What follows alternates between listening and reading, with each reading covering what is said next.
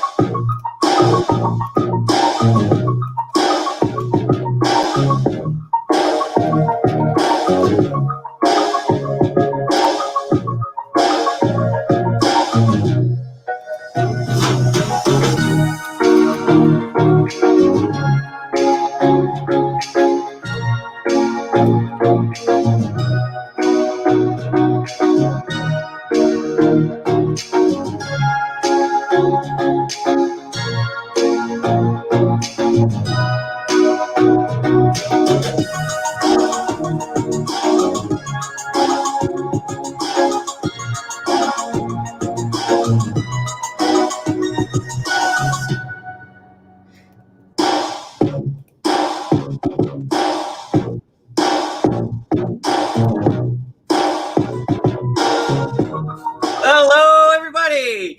Welcome, Allison, to the show. This is Marketing Mondays with Ira Bowman. I am so excited to have my guest, Allison DeFord. She runs Felt Marketing. We'll talk about that, I'm sure, quite a bit today. In fact, I have your website, just so you know, I have your website up, and I'm ready to share that. I want to obviously let the world know what you do specifically, so we might find you a customer today. That'd be awesome, right? Sure. So there's that. But we're going to talk about all things happening here in the world of marketing. The digital space, obviously, is something that's new to a lot of people, but marketing has been around forever. So, what challenges are there? What things are new? 2020 with COVID is kind of the big deal, obviously, with 2020, but some of the opportunities to get past it and to thrive. You and I and a bunch of other people have find a nice little groove. We can talk about that too. We pretty much don't have any restrictions on what we can talk about, which is super cool. But for you in the audience, if you have marketing related questions, we will always address the questions. First come, first serve too, by the way. So if you have something specific, email campaigns, social media questions, how to build a YouTube following, how to reach out to people on LinkedIn, whatever it is that you might have a question, go ahead and drop it. Sometimes, the difference is as simple as what's the difference between advertising and marketing. It seems like a lot of people, when they hear marketing, they think advertising, and it's not synonymous. They do go together like a hand in a glove, but they are different. They are different components. So anyways, and then sales, how do you use marketing to help increase sales? And marketing and sales are cousins as well. So anyways, let's do this, Allison. Let's tell everybody a little bit about you. You are from Felt Marketing for manufacturers. Okay, and I'm going to bring up Felt Marketing right now. Let's go to the site. I'm watching a guy dance right now across the screen. Just subscribe. Oh, that's what it is. That's Hugh Grant, by the way. I'm sorry? That's Hugh Grant dancing. Hugh Grant? Yeah. I didn't pay attention. I should have. Okay, hang on a second. I got to share this. There it is. Okay, so this is Felt Marketing. Allison DeFord, you're the owner of Felt Marketing. And tell us about when Felt Marketing started. It's been around a little bit. Started in 94. Okay. And we have rebranded twice since its inception. We used to be DeFord Designs, my last name, and realized a third of the way in that was no longer representing who we were or what we were doing for our customers. Yeah. And so one day about 7 years ago, we were really searching to lead by example. And we had been working on this for a really long time of really trying to understand who we are to our customers, and how to speak their language, right? Instead of marketing speak, because no one cares about that. Yeah. And we had an epiphany, and we were out in the backyard behind our office building. And we said, the most beloved and successful brands, they're not just seen and heard, they're felt. Yeah. they make an emotional connection. And we all just looked at each other. Actually, it was my creative partner of 20 years and I at the time. And it was like, bam, felt. That is what people want. And that is what we do, is help make that emotional connection with your ideal customer. And stop wasting time and money on marketing that doesn't grow sales. Bottom line. I mean, that's the whole, I completely agree with you. I'm excited to have you on the show because you and I have a lot of philosophies in common, even though you don't necessarily know that yet. But but I'm excited about it. I really admire you and what you're doing. So I wanted to get you on the show. And this is brilliant. So far, I'm 100% with you. So is there anything on here you want me to like scroll to or show people? Or, I mean, the website has a lot going on, which is cool. So for those of you who haven't been there yet, it's feltmarketing.com. It's right there on the screen. You can see it. Was there anything that you want me to click on, or no pressure? We're having some dog barking issues at the moment, so I was muting. Oh, that's okay. Yeah, I didn't realize I was on mute. So I'm just checking to see if there's anything that you want me to click on, kind of to show them like, hey, this is the latest and greatest thing on our site. This is, I don't know, maybe a blog article, or. I think I would click on the most recent blog article down below, and it'll be on your left. Thoughts. Right there. Feltmas. This is, if anybody wants to go to this most recent gift fest, we call it Feltmas, and it is chock full. We're adding to it actually every day between now and the end of the year. If you are looking for free help, insights, resources. Who isn't? Free help, right? We have put together a list. We've divided it up by content, marketing, sales, culture, email, social media, to help you with the best and brightest from this year. And so I would tell people that would be a huge gift. There's no strings. Nobody's going to start emailing you and asking you for anything. You don't have to log in. I mean, there's no sales. I tell people that all the time about Project Help You Grow. I'm like, if you're not checking out Project Help You Grow and you're a job seeker, you're missing it, because it's all it's 100% free. There is no catch. Yep. And it's the same thing here. I haven't seen any like insert your password to see this, or you know what I mean? Nope. Ungated. Yeah, none of that. So super cool. Okay. So you geographically are in Southern California, like I am. Yep. Which is wonderful, because usually I have to coordinate with my guest time zones. Last week I had Derek Milford on. He was from Australia, so it was 6 a.m. for him. I felt really bad. Like I got to buy you a coffee or something. Yeah. But it's 11 a.m. It's like the perfect time of day for us here in California. So what's your favorite thing? Because you're originally a Hoosier, right? I am. So I know a little bit about you. So you came out here with your husband. You guys were married, not quite married. We were 18. Yeah, you were young. And we got married 2 years later. Your story is pretty cool. Do you mind, like, would you share your story? Maybe like 2 minutes, 3 minutes, something like that? If you want to share that story, I think that story is super cool. And it'll give people an idea of the struggle that you went through to get started. Yeah. No, I met my husband in high school. We started dating our sophomore year, and long story short, we came out to California to visit his mom, who lived here on spring break our senior year, and we fell in love with it. And we announced to our parents that we were going to move. And so we packed up both of our cars, pulled a little U-Haul, and had our CB radio, because there were no cell phones that you could afford in '86. And followed each other across the country. And I think I shared before with Damon on Exit Your Way, I think that on the way here, we were stopping to get gas or whatever, take a little break from driving. And I found this note, this letter in my purse. And so I sat down on the side, little edge of my car there by the door, and I opened it up, and it was from my mom. And she basically said, dear Allison, I have complete faith that wherever you land and whatever you do, in this world, you are going to be successful. And I'm behind you 100%. And I love you and I believe in you. And I just sat there and bawled. And who doesn't want that, right? I mean, oh who God, doesn't want the support of their parents? yeah, she's still my biggest fan. And so I would say then got married in 88, so 32 years ago. And when I was, I think, about 21, I had worked at a printer. And because I wanted to learn how to build these files that I was designing. I really am a fan of understanding, right? Not just how to make a pretty picture, but like what's the substance and how do I actually build it? Print ready artwork. Yep. You and I have that in common. You don't know. I know. Print. I still love it. I'm a fan.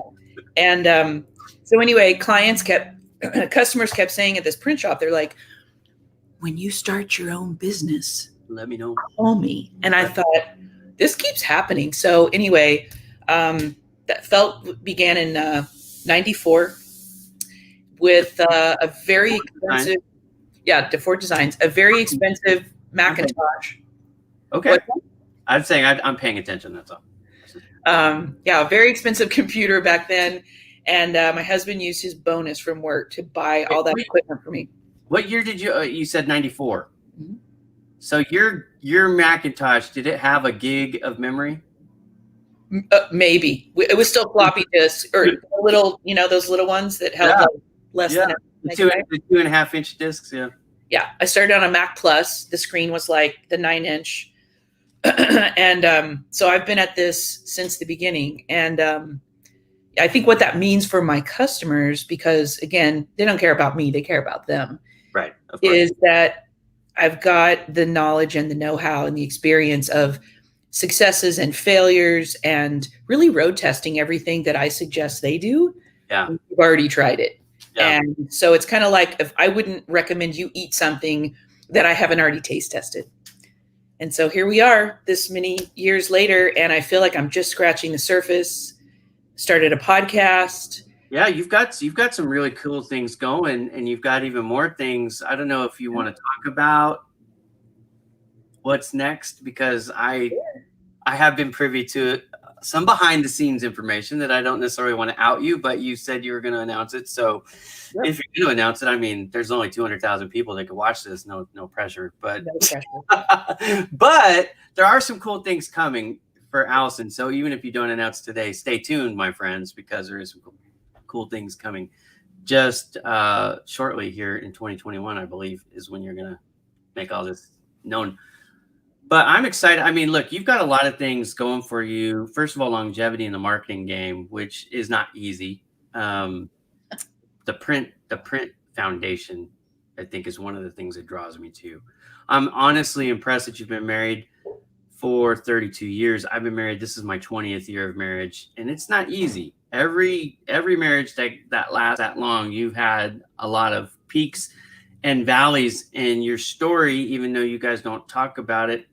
It's not, or well, I don't know if you talk about it or not, but the stories that I've heard, you haven't harped on the financial challenges, the burdens and the struggles that you guys went through. But obviously coming out here as teenagers, I know that you lived with your husband's mom for the first year. She covered the rent. You guys covered everything else. And then she's like, got a year, you had an agreement, got to go. Yep. And you gotta stand on your own 2 feet. And you guys obviously have, and that's pretty cool. So you came from the Midwest to California, and most people are out running the other way. So, but you guys have a lot of really cool components to your story that it's easy to root for Allison. I've never met your husband. I don't even know your husband's name, right? So you would love him. But yeah, I mean, like I was talking to Damon about you this morning. I work with Damon at Exit Your Way. A lot of people don't know. I own and operate Bowman Digital Media, obviously. But Exit Your Way is an account of mine, and I work for them fractionally. So, I do sales and marketing things for them as part of what I do. So I was talking to Damon, and I was excited. I was like, I have Allison on my show today. I'm excited about, we're talking. But I'm like, the thing that your story resonates with me. I feel like, we have much in common. And I think it's because obviously, and you and I haven't talked about it in depth, but the adversity that you guys must have faced, financially, we have not talked about health issues, but I know in 32 years of marriage, you guys have faced some health struggles. You have kids, and it's funny because I know that one of your kids has gone back to Indiana because I watch you and I hear your stories. So, like, I have 2 kids in college. One's in Texas and one's in Florida. Nobody wants to stay near me, Allison. They all gotta go. You know what I mean? Like, you could go to school online these days. You don't even have to leave home. And I'm like, I'm trying to talk all my kids into staying, and nah, they all gotta go. But anyway. Got to find your own way. So let's do this. Let's talk about marketing, because that's why people are tuning in. In fact, Damon's on. Damon's like 32 years. Awesome. 32 years is almost unheard of anymore. It's like when I tell people that I've been married for 20 years, they go, well, how do you do that? I'm like, I'm too stubborn to give up, and my wife is too stubborn to give up. That's honestly it, because there are times we really don't like each other. You know what I mean? Like you grind on each other. There is that. I think a lot of people don't admit that, but life is not a fairy tale. It's real. Like we both, and I don't know if you know this, we both have COVID right now. Like I couldn't do this interview in person because I would be exposing you to a sickness, but thank God for, the ability to broadcast digitally. So you're not at risk, and I don't feel great, but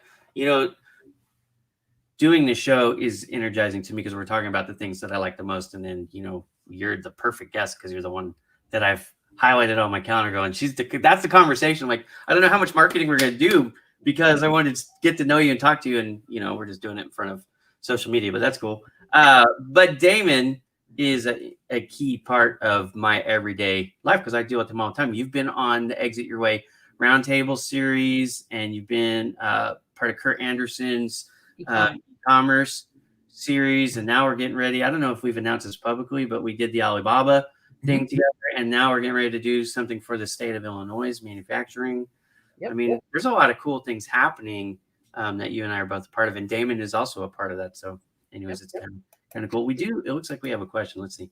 Based on your marketing history and experiences, do you see cold email as an effective strategy in 2020? So here's how this works. Any question we get, I let the guests start, and then I go last. So it's ladies first anyways. It should be, but guests first. So. Well, I would say, in my opinion, no. How do you feel when you receive a cold email? I think most of us go trash, right? The thing you need to focus on now more than ever is earning your audience's trust, earning their attention. So my recommendation to someone who is thinking of cold emailing would be to go back to your intention first. What is it you're trying to accomplish? And if you're thinking, well, I need new clients, I need new customers. Okay, I totally get that. We're all there. We're all constantly looking for. Everybody needs more business, right? You have to, even if you're not in a growth mindset, you're in a replace the attrition mindset. So to stay the same, you have to add more. So nobody's discrediting that. So keep going because I agree with you right so far. Well, I would suggest finding who it is that you're trying to matter to, right? And I guarantee you it's not thousands of people at one time. Narrow it down. Start with 10 and research them on LinkedIn. Connect with them on LinkedIn.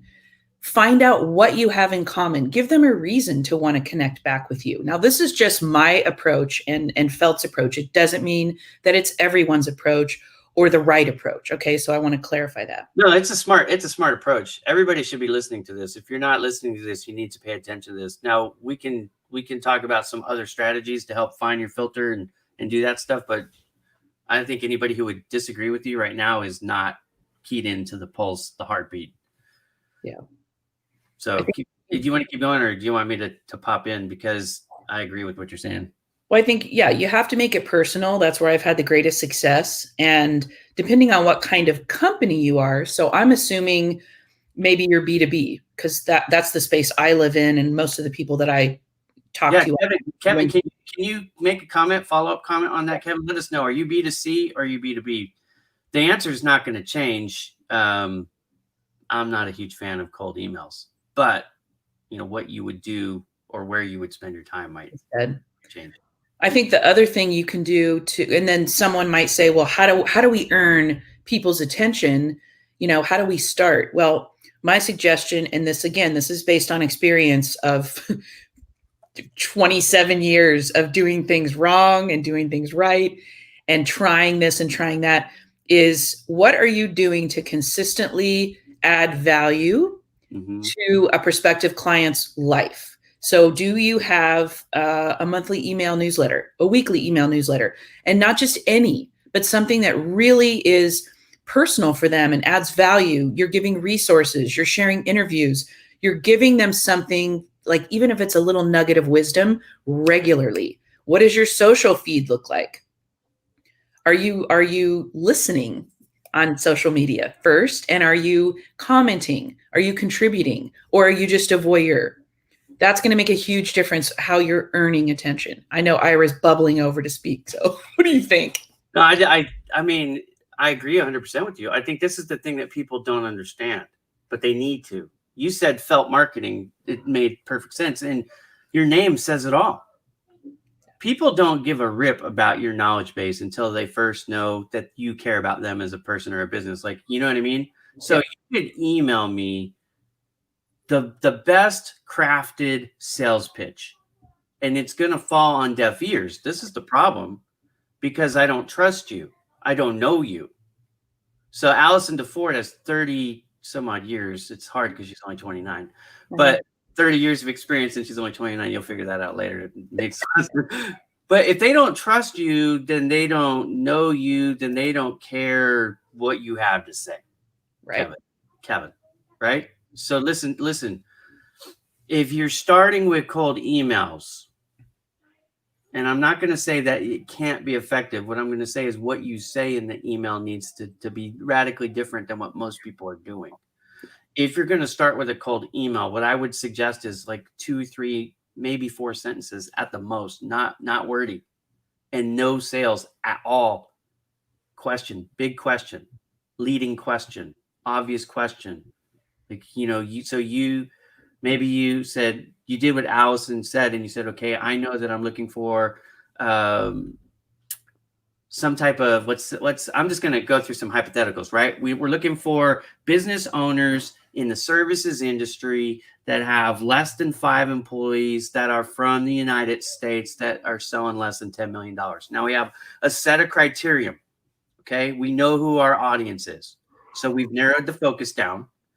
And then we know that their number one challenge right now is building website traffic. How do they get website traffic? Because their outside sales efforts are reduced because of COVID-19. Now we need to get people like that to even realize we exist. So we're going to send questions like, are you struggling to get website traffic in 2020? A question like that. And, we have a solution to help you. Just something like really like that. That could be effective as a cold email. You have to have a stellar subject line, or you're going to get spam tossed, right? You can't have increase website traffic with Ira Bowman. No one's going to read that. You know what I mean? It has to be compelling, but you have to think about it, a point of view from the person reading it. And remember this too, because everybody and their mother is emailing right now. People have email fatigue, which makes it even tougher. So it has to be like the perfect headline, something super simple to consume. I suggest a simple graphic that maybe links to a video, because video, it's a whole different thing. You can start to build rapport, but you have to build rapport. That's why I love social media. This is like, if you're talking about initial outreach, social media, that's the place to gold mine. That's what the article I just wrote on Bowman Digital Media last night, that's what it's about. And the reason why is because you don't need 100,000 folks to fall in love with you. Right. How many new customers do you really need? You know what your average customer spends, and your attrition rate, your desired growth rate, all those things. So you can mathematically figure out, I need to add 2.5 new accounts a month, or I need to add 12 and a half new accounts a month or whatever it is, right? I mean, for me at Bowman Digital Media, an account every month is all I need. If I can get 2 or 3, then I'm doing better. You know what I mean? So you have to know all this stuff going in. But on social media, what it allows you to do is to engage, interact, and you can do it in non-salesy, non-spammy ways where people start to get to know you and your heart, which is hopefully not selfish. Once you get to know that Allison DeFord is an awesome person with decades of marketing experience, and she's somebody that I can trust, now I'll recommend her to folks. I would have never done that if Allison DeFord had first sent me an email. If I'd never heard of Allison, if I'd never heard her story, she wouldn't be here, right? If Felt Marketing sent me an email, I would have been like, you're my competition. Get out of here. You know what I mean? Yep. But that's not how it happened. So when you think about sales, too many people are thinking about it from the point of the salesperson. And just so you know, my backstory, I have 20 years of business to business sales. Okay. So I know the challenge, the quota, the struggle, the sales manager's riding your butt, the owner's riding your butt. You got to hit that number. And every month we start back at 0. It's awesome. Right. I get it. But the fact is, if you want to sell more, you have to not think like you need to sell more. What you need to think like is I need to build more rapport. You can call it whatever you want. But if we are rapport building and we're building relationships, those people will be brand ambassadors for you. They'll refer folks to you. You could email them at that point. You could call them. You could text them. You could do whatever you want. It's not cold because you've already built a relationship. So when you say, does email marketing work? 100% it does. But it's not the starting point. Right. It's in the process where, I get to know Allison. I know Allison wants to do fill in the blank, XYZ. And I have a solution that can help her with XYZ. Now I'm going to email her and say, hey, Allison, you and I have been talking for a while. I know that you're looking to drive more website traffic. I have a solution that I think will help you. Here's what I know. Here's some of the tools that we have in place. And this is what, it will cost you. Would you be interested in, a live demo? Or would you be interested in potentially exploring this with me? That's an email that can be in-depth with videos, with pictures, with all this stuff. She'll read it and she'll respond. But if I send that as a cold call, she's not even going to look at it. Well, and think about this. Nobody wants to be sold. Nobody wants more marketing. That's why we lead off on our website with less marketing, more sales. And what that means is less marketing that's fluffy, that doesn't make a difference, that doesn't touch the heart of the customer, that doesn't grow sales. Stop doing what's not working and do what really connects emotionally, because that's how people make decisions 90% of the time. So tap into that side of their brain. The second thing I wanted to touch on, based on what Ira just said, is listening.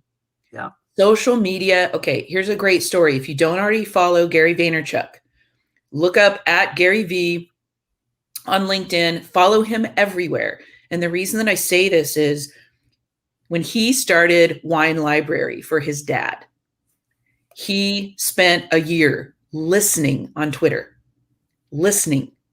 That really struck me like a brick to the head. And he said, I started understanding what people were saying about wine, what they cared about, what were their complaints. And he would comment and he would ask questions more than he was putting out information.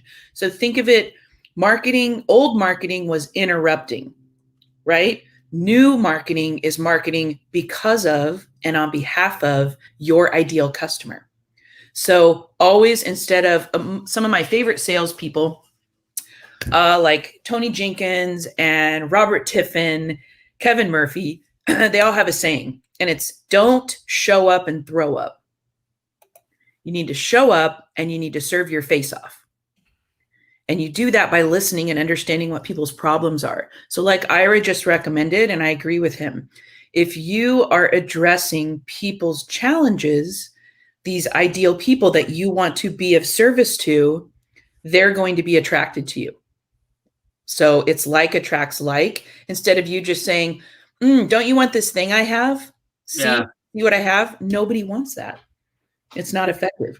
It's funny. We can even talk about this for social media posts. Mhm. But nobody wants to be sold. 100%. Yeah. 100%. I used to go into places all the time as a print sales rep, and they'd be like, "What are you here for?" I'm like, "What?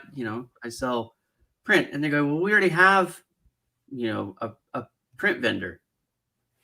Obviously, you've been in business for more than a day. Somebody's earned your business already. But the thing that I always did was try to look for or talk to them about solutions that could help them further their business. And that was what made me different even 20 years ago, was that for me, I knew that they already had a vendor.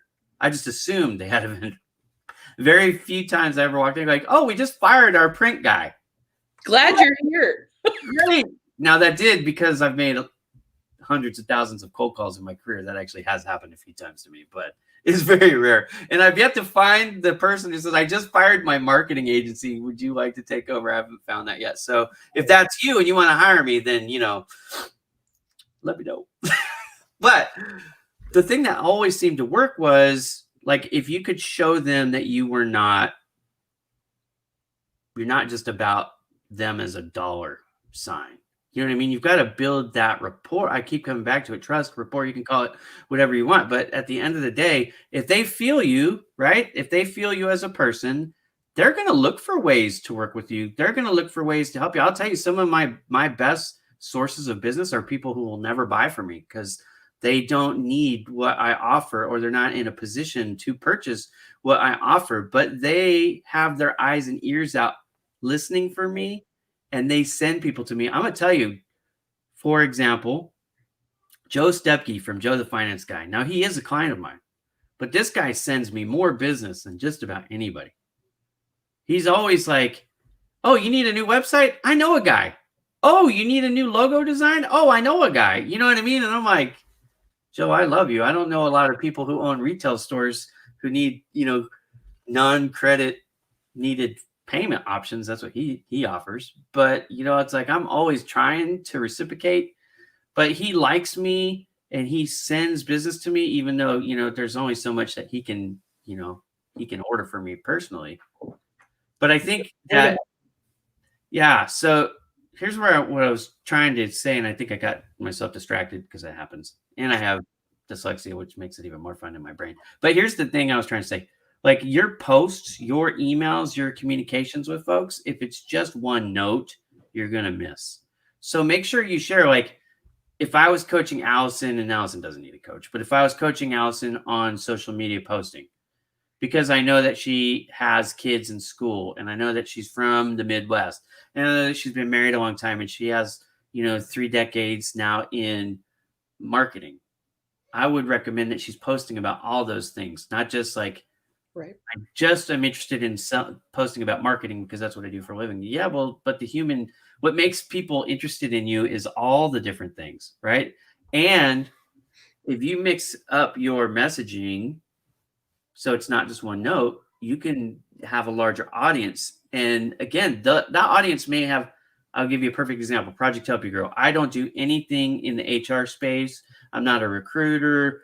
I'm not hiring folks, right? So I run this nonprofit called Project Help You Grow, and I help people find jobs. That's what I do. I help people who are looking for jobs get a position with people who have positions that they need to fill, right? So it's free for everybody. It's free for the recruiter. It's free for the employer. It's free for the job seeker. And I'm not in any of that space. And people go, "Ira, you don't make any money from that?" Nope. No advertising, nothing. I don't make a penny from Project Help You Grow. How does it help you? Because people see my heart. My heart is to help people. And for those who accuse me of being selfish, self-centered, or mean, or whatever, I go, really? I have a track record that's very public. I mean, you might not like me, but to call me selfish, that's pretty hard to do. And the fact that I pay for out of my pocket, and I do countless hours every month running this project called Project Help You Grow, which is now, known globally. So that's all I'm saying. If you're posting about, your struggles, your marriage struggles, or your marriage triumphs, or your parenting stuff, like I have a hashtag called Striving for 9 because I have 8 kids and I want 9. And my wife has a rebuttal, 8 is enough. Hashtag 8 is enough. I mean, but for us, it's banter, it's fun, but people are on team strive for 9 or team 8 is enough. And it's part of, they know me, they like me, or they, you know what I mean? Whatever, because they don't feel like I'm just trying to sell them something. And Allison, that's for you the same thing. I know for sure. People don't just look at Allison like every time you reach out to them going, okay, what does she want to sell me today? Oh God, I hope not. You've never asked me to buy anything from you. And I've never asked you to buy anything for me. I don't even know what you would buy for me, honestly. But you know what I mean? Like we don't engage that way. Well, I think one thing that stands out for me right here that would help, let's say small, mid, even large manufacturers or businesses. If you are, and I see this all the time, so that's the reason that I want to address this. I say or recommend stop looking at your own navel. And what I mean by that, I use this image of this little boy. He's got no shirt on, and he's making his navel like, making it talk or make a face, and he's just enamored with it. And I found this image like 15 years ago, and I use it in just about every, presentation because it reminded me of my cousins growing up. They're always running around, all these boy cousins, and I was jealous because I couldn't do that. And they were just fascinated with their own navel, right? And I thought, oh my God, we all are guilty of that, right? We're so focused on us and what we sell and what we do and what we have to offer. And so many social posts, they come across covered in the wee syndrome. We do this, we do that. Come see us at booth 242. Right. See what we have that's new. And right. I'm here to tell you that doesn't work. You're only speaking or like tapping into like 10% of the decision-making brain, which is rational, features and benefits motivated. You have got to, if you want to be more successful and make sales easier, because isn't that what we all want? Flip the script and stop with the we and make it about you. Yeah. You, whoever your audience is. Mine is primarily manufacturers and building materials companies. So I always lead with them. That's the hashtag that I use.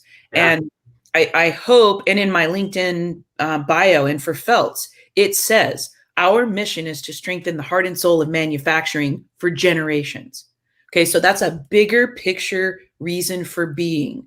Yeah. And if you, like Ira's suggesting, be more transparent. Share your heart. And this is not just for individuals, but I feel like it's for companies. Because when I recommend that larger companies, I'll say, what's your personality?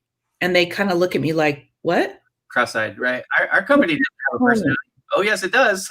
What's your, and I suggest to them, well, gosh, I've spent some time with you and your people and understanding your audience. And you guys are coming across like a white bread sandwich with sawdust in the middle. And they look at me like, oh, and it's not, I'm not trying to be critical. I'm trying to suggest you have an opportunity. Let your personality shine. Those are the brands that people love. What's fun about that too, Allison, is, okay, and this happens to me. And I'm a goofy dude. Everybody knows it. You know what I mean? Cool. I know. Embrace your weirdness. But you and I get along so well. But I'm a goofy dude. Now, there are places that I lived where that didn't go over well. Mm-hmm. I lived in Ohio for a while and I lived in Texas for a while. And I had to kind of curb my enthusiasm, to pardon the name of the show, right? But in California and in Las Vegas, where I'm from, I could be myself. Now, what I love about it is, and even in Ohio and Texas, I still am who I am. You know what I mean? I can only be so conservative because, I grew up in a liberal area and I grew up a wild and goofy guy. So, but I am who I am. And my culture, my company culture now, I'm the only full-time employee. I have people that work with me and for me, but, I'm the full-time guy. So when I'm dealing with folks, if they don't like the energy that I put out, if they don't like the quirkiness, let's say, we're probably, I do consultations. I think everybody, if you're not doing free consultations, you should, because that interview process really should be a two-way street.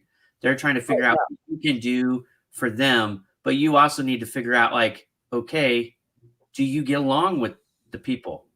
Because when issues arise, not if, when, they're hiring you to fix challenges. You know what I mean? Like there's challenges there. There's stuff that's broken. So when these issues arise, if you guys don't get along, if you have different, like for example, if you set an appointment with someone and they show up at 4:15, are you still going to be there? Like if they show up 15 minutes late, are you still going to be there? Because I have clients that if they show up, 3 minutes late, like if you were to show up to a meeting 3 minutes late, they would think you were the most unprofessional. And then you have other people that they can't get a hold of their clock, and they don't mean to be rude or whatever. It's just, hey, I'm sorry, there was traffic or whatever. You're like, really?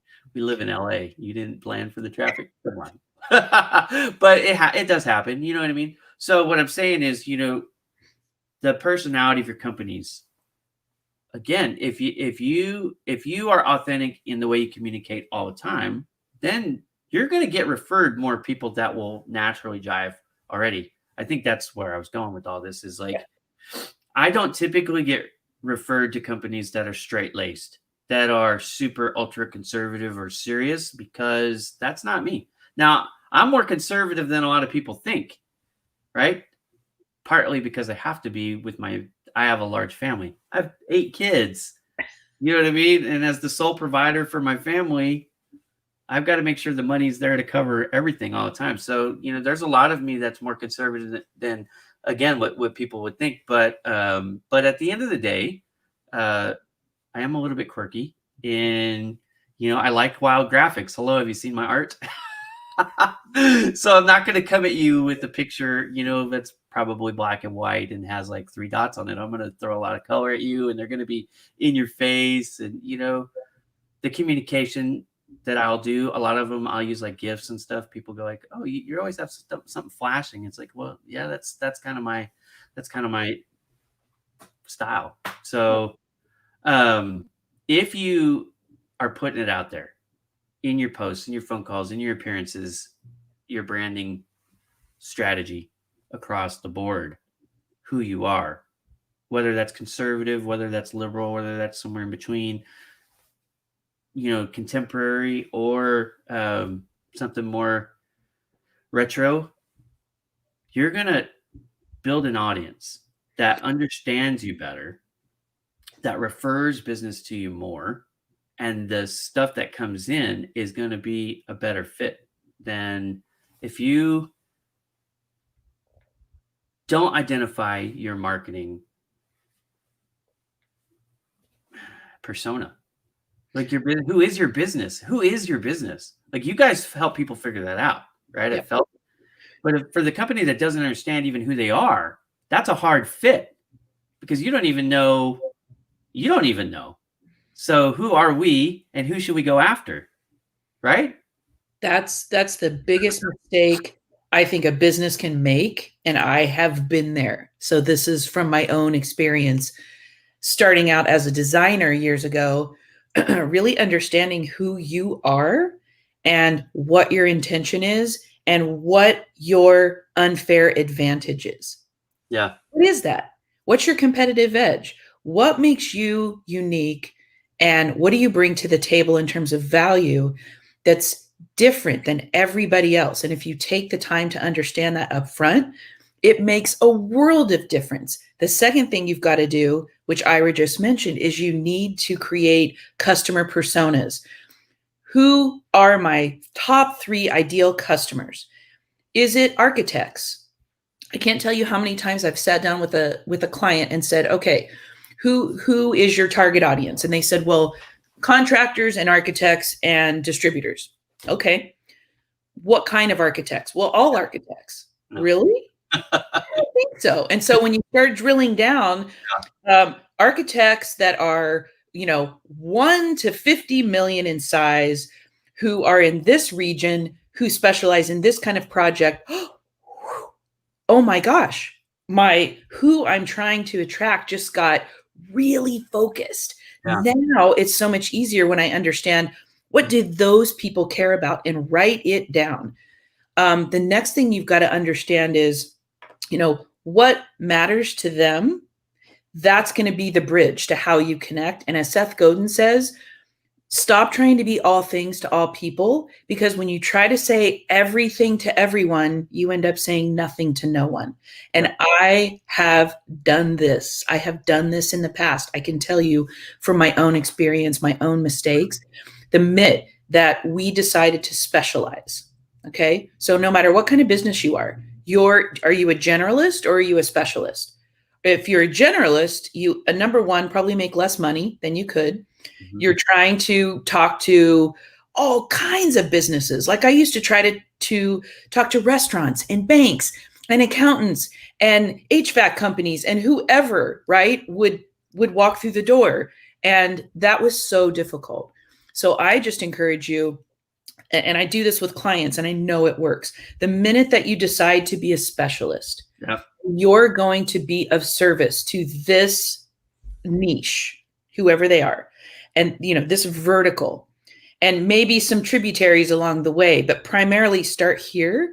It's so much easier to then figure out, okay, what does our content strategy look like? What are the 3 topics we're going to be known for? And then the thing that I would like to impart on anyone listening, and I know Ira's going to chime in after I say this, you need to create a connected marketing system, whether it's large and you have a huge budget or you have 2 nickels to rub together. I have my one of my favorite toys here, my creative partner of 20 years. She was very much into toys, and I never realized how important that would be to me years later, but she wanted me to buy a Hoberman sphere. I'm like, you want us to buy a what? She goes, we need a Hoberman sphere. And I said, well, why is that? And she said, because this is how a connected marketing system works. Yep. And when it's all connected and working together, you've created the space inside for your customers to breathe and move around and learn and share. And when you're disconnected, which most of us either have an area where we have a disconnection, right? Is your social media firing on all cylinders? Is that connected with your website, which is also saying the same thing that people will care about? Is that connected to your email campaign? If it's not connected, it's a bunch of fragmented efforts that are not working as well as they could. So if I recommended one thing today to everybody listening, it would be work really hard to understand who you are and why you matter, who it is that you're trying to serve your face off for, and 3, create a connected strategy and system that can grow. Again, it doesn't have to be huge. You don't have to be on every social platform, but make sure it's all connected, and it's going to be so much easier for you to be consistent. There's no doubt. Be consistent for people to trust you. There's no doubt about it. It's the opposite of fake it till you make it, right? Fake it till you make it is a generalist move where you're just trying to catch as catch you can. I am not a fan of that at all. It's unauthentic, and frankly, you can hurt yourself by trying to do that. You really should know what you're good at, and it's a waste of time if you don't. Yeah, and for people who are not sure, like you're just getting started out, start with your passions. What do you really, what would you do if money was no object? You know what I mean? If you just didn't enjoy it. I love to design artwork. That's how I decided to get into Bowman Digital Media and quit selling print, just to focus on the designs. It's really what my heart is. So when clients are working with me and I'm going to be doing all the work, it's usually some type of design space. My company offers much more, but it's not just me. So there's other people who do other things for me. But the one thing that you said that I really, really like is to think about the strategy. This is true of every business. Any business needs to. You don't start with step 1. You should be starting at the goal. Look at the goal. Like if you're going to hit the broadside of a barn, you have to know which side of where is the barn even at? You know what I mean? Like, okay, we want to, it could be something as simple as we want to earn a dollar amount. It could be, you want to have a certain amount of clients. You want to have, it doesn't matter what your goals are. You can set the goals, but then kind of work your way backwards. You remember those little maze games when you were a kid? You get a kid's menu, and there was almost always, like a mat or something that went down on the table, and they give you a crayon. And there was always these games. It's like start and finish, and there was all these. I was really good at solving those as a kid, and my dad asked me along the way, is like, how are you so good at this when your kids struggle and you see like they'll start and they stop and they start again and they start again. There's always false starts and stops. Like I usually, once I hit it, I would go the whole way through. And he said, Dad, I'm looking at the end and I'm working my way backwards and I'm running into these blocks. And he's like, that's why you're going to make it in life. Yep. Because you're trying to think of the plan before you start. I think that's where people forget the cold emails. Forget that marketing strategy. It's a crappy strategy. It's lazy. It's what far too many people out there are doing. What you want to do is you want to connect with people. So how do you connect with them? Well, you've got to be seen, visibility. So you know what would be a much better strategy, and take it from somebody who knows a little bit about social media, okay? Make comments. When you see a post from Allison DeFord, I don't even care what the post is about, Allison. Anything you post on, if I see it, I'm going to comment on it. Here's my strategy. I've got 3 simple life hacks, if you will, for making a comment on any post, any post. You can always comment about what the post is about, and that's appreciated. But you're not always qualified to comment on the post because it might be way over your head. Okay. 2, you can always say, hey, what's up, Allison? You can compliment, engage with the author. So that's number 2. Or number 3, if you can't do that, because let's say it's Gary Vee and you don't know Gary Vee. I personally recommend you follow Gary Vee on all social media platforms. We did not pre-plan that, but he is one of the people I look at. And Simon Sinek is another one I really look at and respect. Those guys are smarter than me. Okay. So listen to what they're saying, follow what they're saying.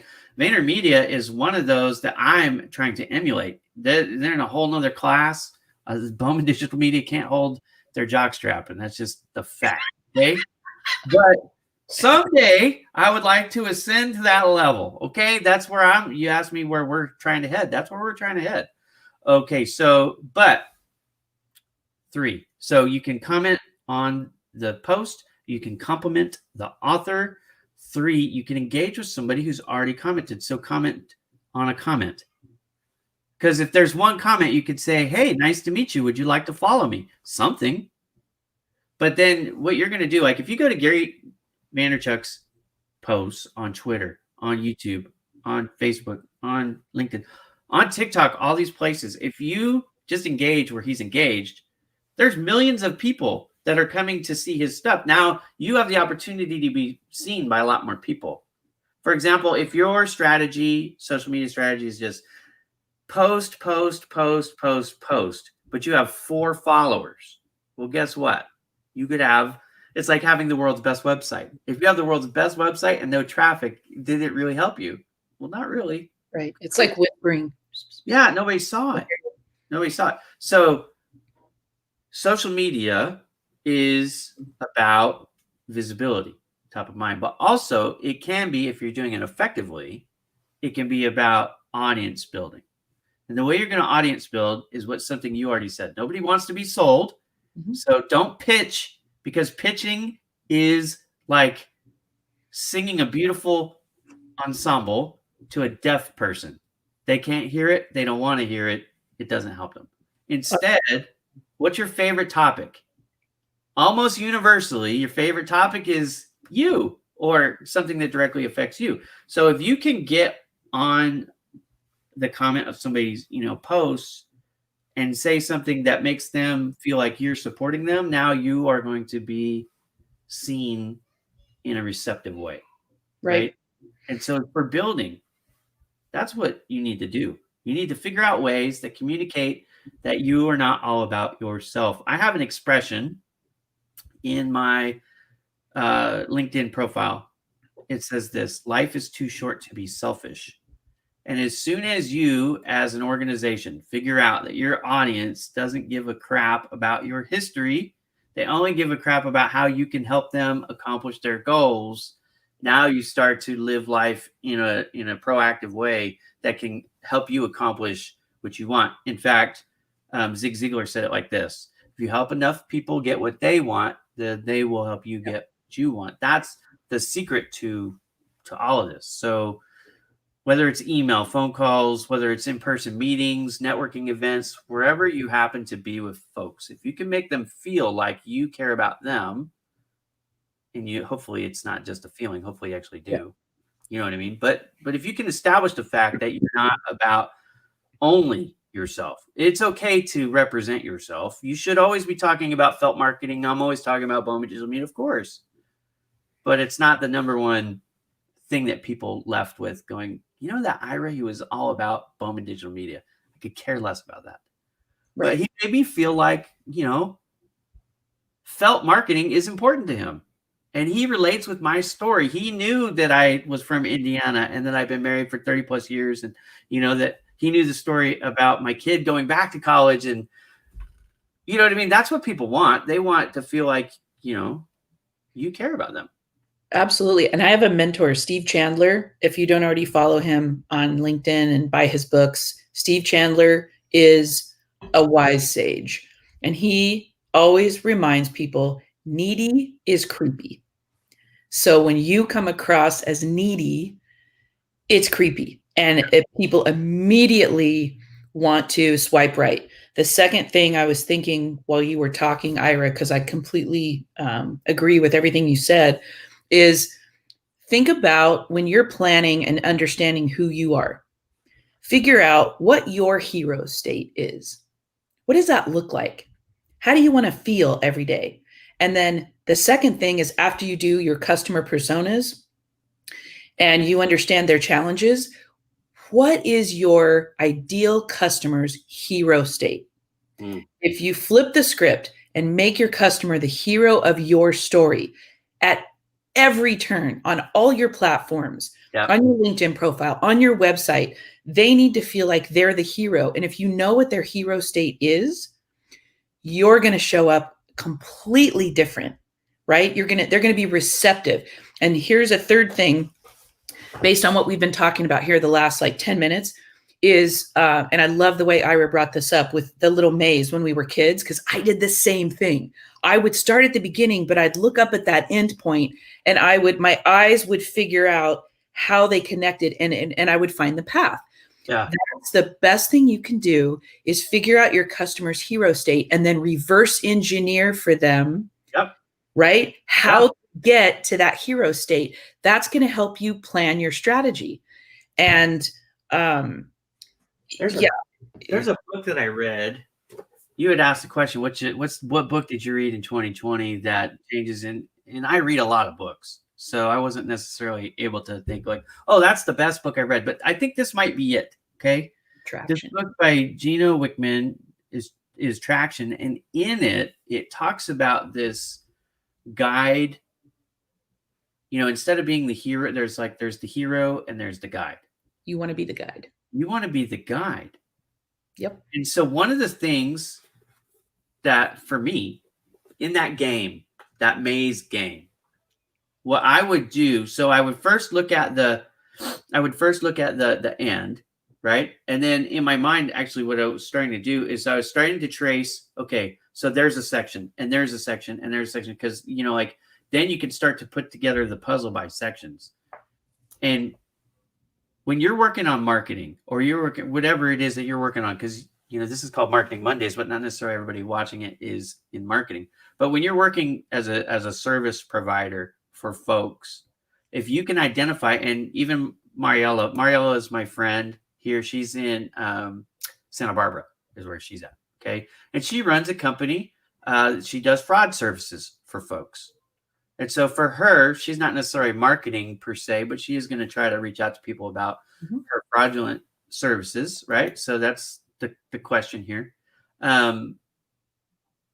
We're all salespeople. We're all marketers. Yeah, but what she has to do is connect the dots and go, okay, you have an exposure to this risk.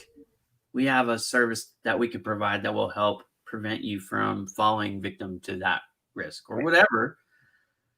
It's the sections. So the first thing for her is to identify who's the audience in the business that would even make that decision. So when you're talking about marketing, you're talking about identification of the player, that identification of the vertical market, because not like you talked about the architects. Well, maybe they design schools, or maybe they design hotels, or maybe they're home builder.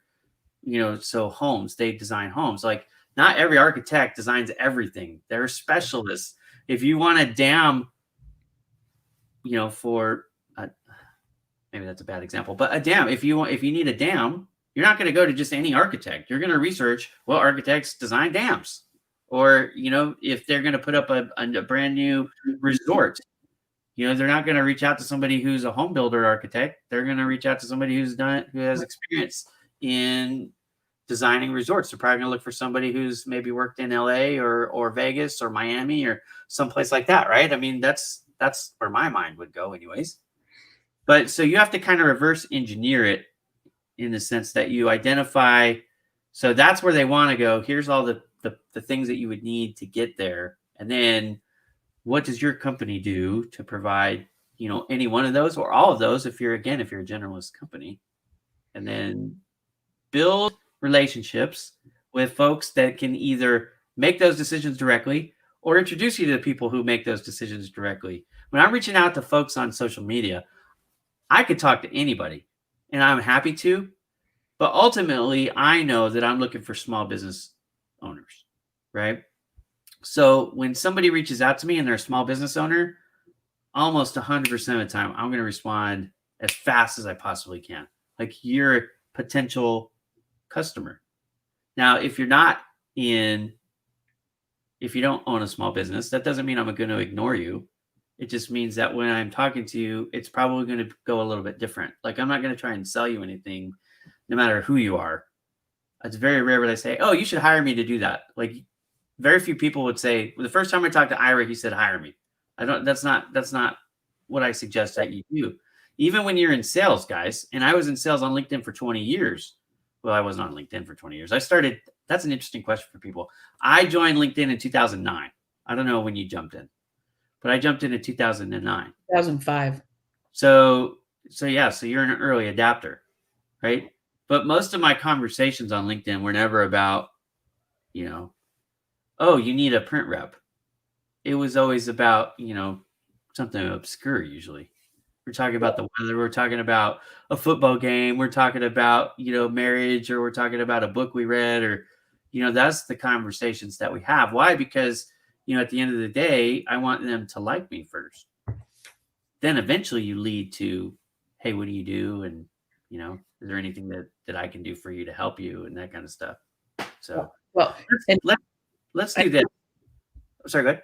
So I know we need to wrap up. I had a quick suggestion and a way to understand how people feel at each stage of the buying cycle. Yeah, let's do that. You want to write down, awareness, evaluation, purchase, usage, repurchase, and advocacy, and figure out, this is my ideal customer, and at each stage of the buying cycle, how are they feeling?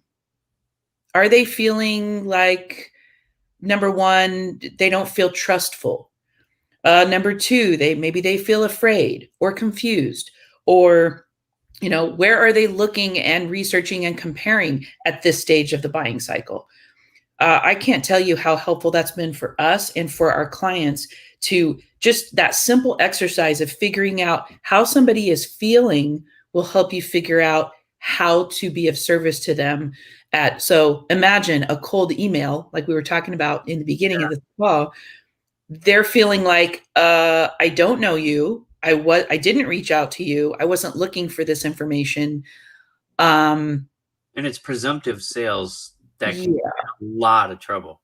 So try, when you're reverse engineering how they want to feel and how they are feeling, for the most part at each stage of the buying cycle, will help you tremendously when you're trying to figure out your content and your marketing.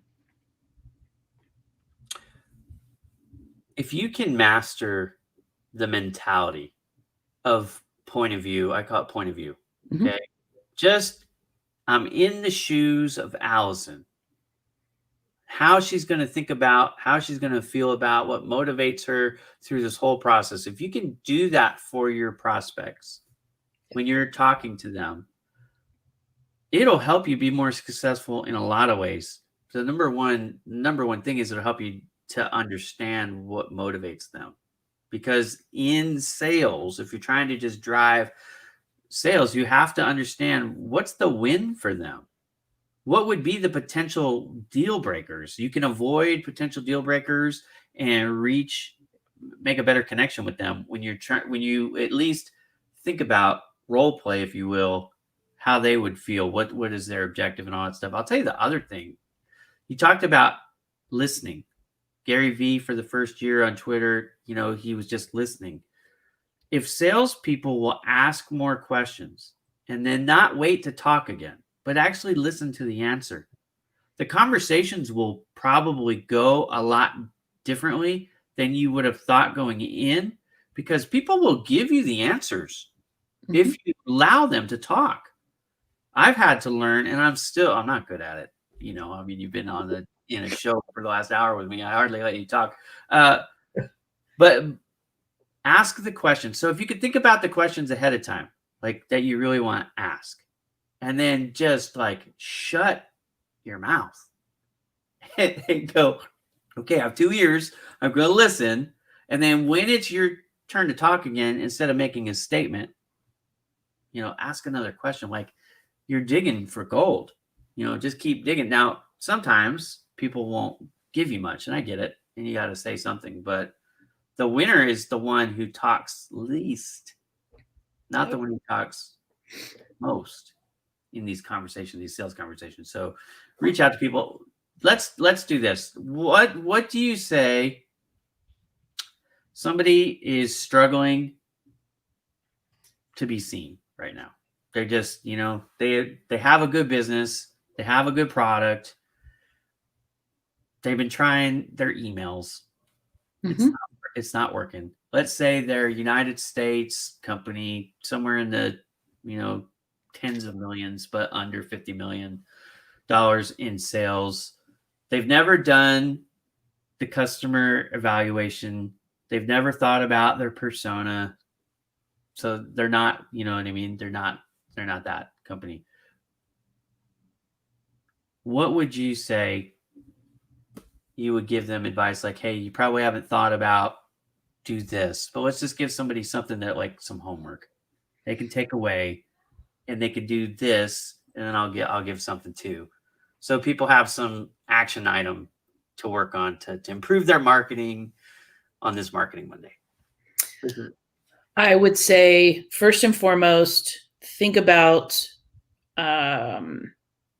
your intention, what value you bring, the problem that you solve for whom. And then second, identify the whom's, right? Your ideal customer would be who. Yep. And I'm guessing it would probably be 2 or 3 different personas. Bob, he's a builder. He's approximately this age, which will give you some insight into, is he Gen Z? Is he a millennial? Is he a boomer? Right. Understanding the mindset. And then 3, I would start digging on LinkedIn. What platform is that person on too, by the way? Well, right. Because that's not always LinkedIn. No, it might be Instagram. It might be Twitter, and start listening. Right. Look up hashtag, let's say it's architects, hashtag architects, right? Start following every single hashtag that makes sense for your audience. Try to get into groups and spend some time listening. And if you're saying, look, I don't have time, I've got to make money, I'm telling you right now, this is the fastest trajectory from point A to point B is if you even spent a week doing this, and start reaching out to your ideal customers on LinkedIn by understanding who they are first and what you have in common and why they would even want to connect with you in the first place. Right. And for God's sake, don't try to sell them anything. This is about relationship building. Oh, stop the spam, you guys. Stop it. Yeah. 100%. Yep. Sorry. So that's what I would say. I get excited. Okay. I love it. And I agree that right now, something that it's been on my mind for a while. So it seems obvious. This should be so obvious that it should be like, that doesn't even count as advice. But I'm telling you, I'm talking to people like every day that don't do this. So, oh my God, do this. Talk to your existing customers and ask them why they do business with you. Oh my God. Like, well, here's why we work with you, Ira, because, you were the one that was recommended to us, or, we had no idea how to build our audience or whatever. Because if you can identify why people are working with you, your best customers, and then like you talked about, discovering like their persona, you could, this is where I'm going with it too. Like, there's more people like that you haven't talked to, that then you could start to hone in on and go, okay, well, maybe I should specialize in this genre, and you haven't even thought about it. But you could ask for referrals from those customers. There's all kinds of things that you could do. But if you're not asking your clients why they're working with you, because they have a choice. Do you know how many marketing companies there are? There's a lot, but they're not all the same. No, we're all different. That's 100% true. Yep. But they have options, is what I'm saying. Mm-hmm. I mean, the reason why a lot of companies come to Bowman Digital Media is because they're referred to us, and I really, really appreciate that. The referrals, the number one source of new business for me. Every single one of those people that refer me business, there's a relationship there. And that's what makes my company a little bit different, is we're relationship building all the time. So what is it that brought your customers to you? What can you emulate, right? You have so much marketing effort, so many marketing resources at your disposal, and every company is different. How much time, how much money, what you can throw at your marketing campaign. But if you figure out what it is that's been working the best and do more of that, the odds are you're going to get more gravy. You know what I mean? Like the good stuff. So that would be my advice, is to talk to your customers that you already have and ask them point blank, like, why do you do businesses with us? Do you remember what brought you to us in the first place? That's probably the most significant question you could ask people, is what was it about us that brought you to us in the first place? Right. Why did you choose us? And how have you, again, how have you benefited? Yeah. How do you feel now versus how you felt before you started working with us? And those can be case studies that you could use for social media, for your website. It could be like a win-win thing. You could write those. You could do a little interview and put that, on video. Oh, there's a lot you could do with that too. So start where you are, work with what you have. Yeah. And keep going. Yeah. Homework. We're giving you some. Work on yours. And if you need help, remember, you can reach out. Allison DeFord, feltmarketing.com. I'm going to bring it back up in a second. Yep. Feltmas. That's what's up. Hang on. Mary Feltmas. So read this thing, guys. Here's a homework assignment for you. Go to, it's feltmarketing.com. And then this was down at the bottom. It was called Thoughts. And then this is called Feltmas. This is free. All this information she's giving you. You can reach out and have a consultation with Allison DeFord. She could tell you how her company can help you specifically. Of course, I run Bowman Digital Media, so you can always reach out to me there as well. This is my latest blog. I just put it out yesterday. It's called Social Media Goldmine. So read it if you'd like. This is basically, how to build web traffic. And why I focus so much on social media is what we talked about in the very beginning. It's about rapport building, right? So, Allison, I have had an awesome time having you here as a guest. Thank you. I wish you nothing but success. I look forward to you announcing your next step. Do you have a date, a show? How are you going to announce that? Have you thought about that? The plan is to announce it in February, but Yeah, we're going to be offering coaching packages and a platform for small manufacturers. So specifically coaching about marketing. So stay tuned for that. I will hit that post wherever you announce it, and I hope you have a wonderful. It's Christmas week. Is that crazy? Yep. Wow. So any big plans for the holiday? You guys are. Oh yeah, huge parties, lots of travel. Yeah. That's pretty much it for everybody. My daughter came home, so Mine too. and that was a little bit weird because we have COVID. So it's like, well, what do we do with that? But her school was closed, so we really didn't have a choice. It's like, you got to come home, hopefully. But they're going to be closed until almost January's over. So if she gets it, she hopefully will get it and be done with it. I don't know when we get a vaccine. We heard they're out there, but we're not. And then I don't even know if because we've had it now, it's like, well, do you need the vaccine at this point? I don't know. There's a lot. They know yet. There's a lot. Yeah, there's a lot to learn still. Still figuring it out. I hope that you have an awesome, awesome, awesome Christmas, my friend. Happy holidays to everybody, no matter what it is that you celebrate. Allison, I wish you well. Any final words, anything that you want to say before we turn the music on?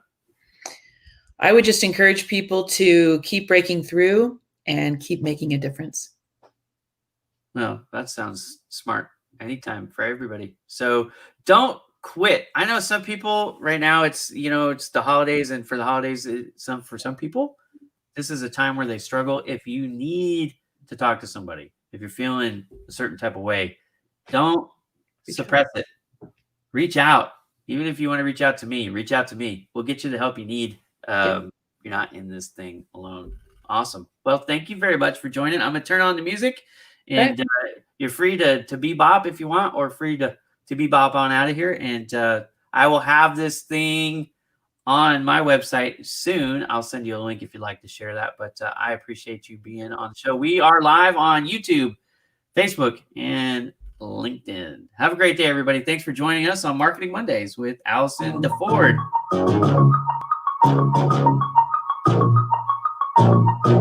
I should invest in dancing lessons. I really should.